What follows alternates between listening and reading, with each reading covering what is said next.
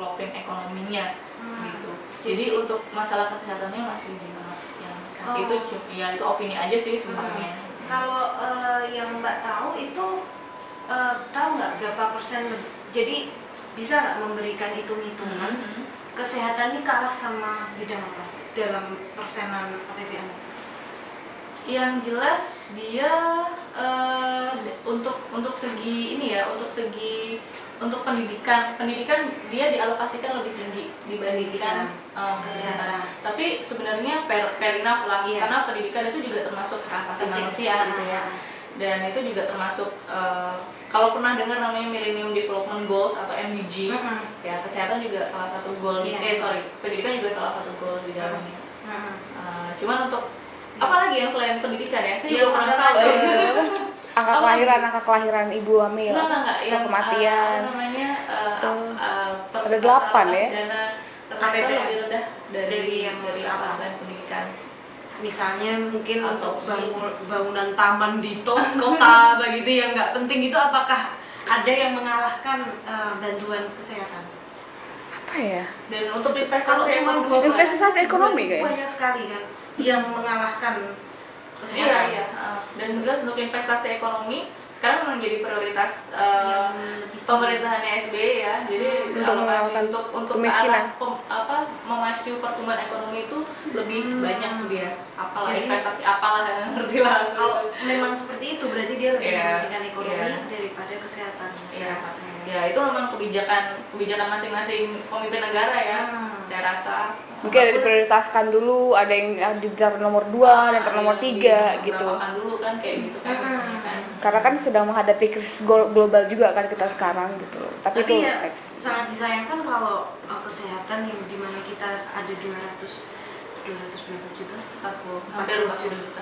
Itu APBN-nya alokasinya cuma 2%, itu kenapa miris banget? Dan aku penasaran nih, dia kalah dengan alokasi apa itu? Apakah ada yang konyol, ada yang 20% ternyata hanya untuk sesuatu yang biasa aja, dan nanti kita cari tahu ya. Nah, kalau fenomenanya ini agak melenceng ya. Fenomenanya akan banyak yang orang kaya yang males membayar 22.000 itu karena dia mungkin udah ikutin komersil dan dia lebih percaya dengan kedokteran di Singapura atau di luar yang lebih katanya lebih bagus. Nah, itu apakah udah dipikirkan oleh para pembuat kebijakan ini? Jadi untuk yang asuransi komersil ini ada wacana kalau nantinya asuransi komersil ini nanti tidak lagi menyediakan manfaat-manfaat yang sama seperti yang disediakan oleh pemerintah. Dibatasi ya. Tapi itu nggak langsung di 2014, tetap butuh ada lobby ya.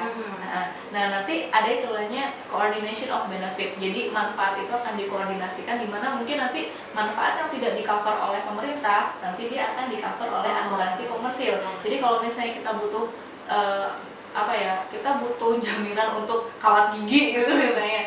Nah, di pemerintah kan nggak dijamin tuh untuk ortodontis, estetis untuk kawat gigi misalnya.